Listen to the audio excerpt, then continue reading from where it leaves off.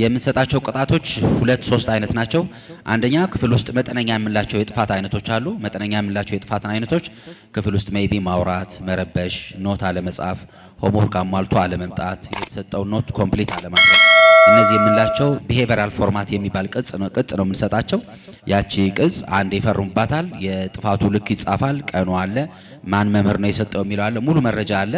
ያቺን ነገር ፋይል እናረጋታለን። ፋይል ይደረጋል። የሚቀጥለው ቅጣት ሲኖረው አብሮ ፋይል ይደረጋል። ስለዚህ ምን ያህል ፎርማት አለው የሚለው ካልኩሌት ይደረጋል። 5 መጠነኛ ጥፋት ወይም ደግሞ ቢሄቪራል ፎርማት የፈረመ ሰው አንድ ሪፈራል እንዳደረገኘ ተደርጎ ይቆጠራል።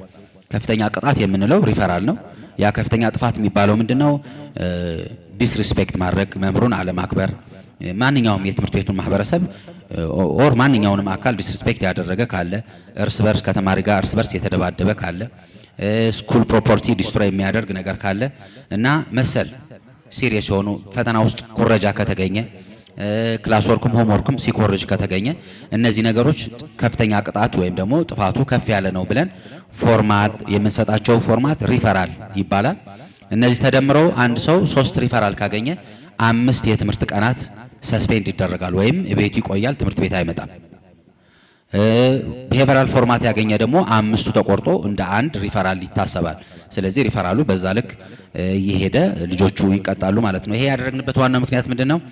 ኮርፖራል ፓኒሽመንት አይቻልም። እንደ ሀገርም እንደ ሕግም የህፃናት ኮንቬንሽንም አገሪቷ እንደ ኢትዮጵያም የህፃናት ኮንቬንሽን ላይ ፈርመናል። አዲስ ኮንቬንሽን እዛ ላይ ያለው ምንም አይነት ኮርፖራል ፓኒሽመንት አይቻልም። ማንንም ተማሪ መምታት፣ መቆንጠጥ፣ መገሰጽ፣ መሳደብ የፈለጉትን ማንኛውም አይነት ነገሮች ማድረግ አይቻልም። ሲያጠፋ በጥፋት ወረቀት ላይ ማስፈረም ብቻ ነው። ስለዚህ ያንን ብቻ አስፈርሞ ደግሞ መቆየት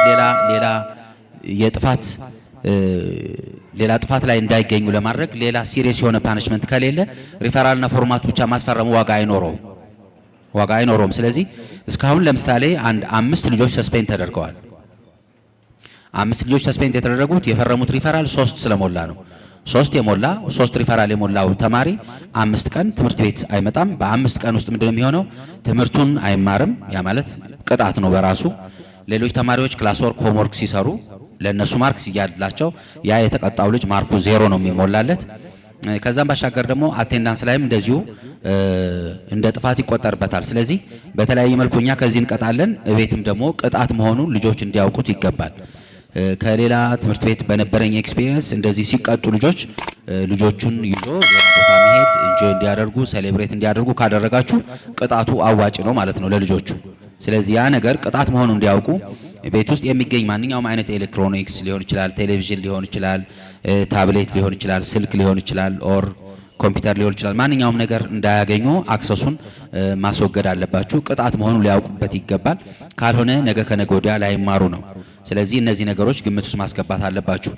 አሁንም ደግሞ 2 ሪፈራል አግኝተው 3ኛውን ሪፈራል እየተጠባበቁ ያሉ ልጆች አሉ። 3ኛ ሪፈራል ካገኙ በምንም አይነት መልኩ እንደማይቀር ልጆቹ ያውቃሉ።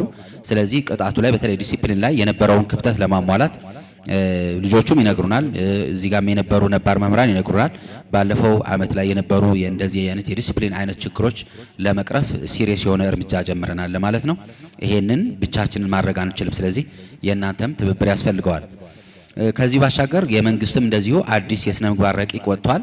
ዘንድሮ መስከረም ላይም አንደኛው ረቂቅ ምንድነው? ምንም አይነት ኤሌክትሮኒክስ ወደ ትምህርት ቤት እንዳይመጣ የታገደ ነው። ከዚህ በፊት በታብሌት ተማሪዎች ይማሩ እንደነበረ ሰምቻለሁ።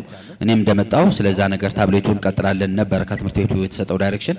ነገር ግን አዲሱ የስነ ምግባር ረቂቅ ላይ ማንኛውም አይነት ኤሌክትሮኒክስ ትምህርት ቤት እንዳይገባ ስለተከለከለ እኛም እንደ ትምህርት ቤት በአዲስ አበባ ትምህርት ቢሮ ስር ስላለን ያን ነገር እንዳይቀጥል አድርገናል። ስለዚህ አሁንም ቢሆን የጻፍነው የተማሪዎች ስነ ምግባር ደንብ የጻፍንላችሁ ላይ ካያችሁ ምንም አይነት ኤሌክትሮኒክስ ስልክም ሆነ ታብሌትም ሆነ ስማርት ዎችም ሆነ ሌሎች ማንኛውም ኤሌክትሮኒክስ ከመጣ እንደ ቅጣት ያ ስልክ ወይም ማቴሪያል ትምህርት ቤቱ ስቶር ውስጥ ተቆልፎ ይቀመጣል።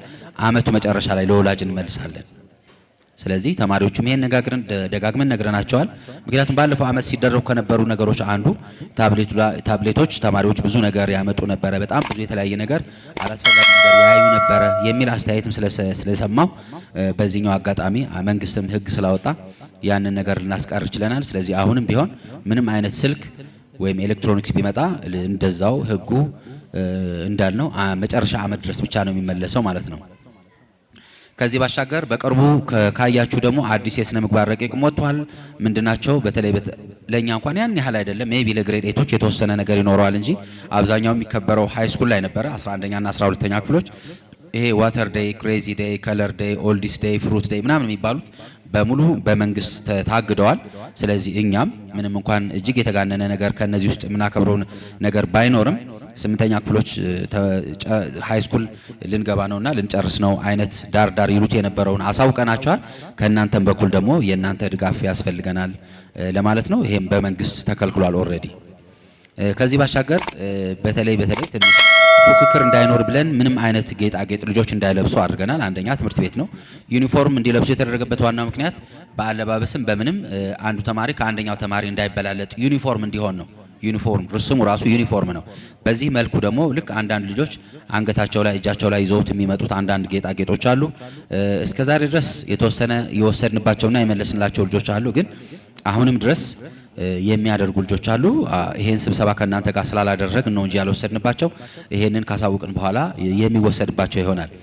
ናቹራሊ ትንሽ ኮምፒቲሽን ይኖራል። በተለይ ሴት ተማሪዎች ላይ 6ኛ፣ 7ኛ፣ 8ኛ ላይ እንደዚህ አይነት ነገር እንዳይኖር ፌር የሆነ ነገር የመማር ማስተማር እንዲሆን ምንም አይነት የወርቅም ይሁን የአርቲፊሻልም ይሁን የብርም ይሁን ጌጣጌጥ እጃቸው ላይ፣ ጣታቸው ላይ፣ አንገታቸው ላይ አድርገው መምጣት አይችሉም።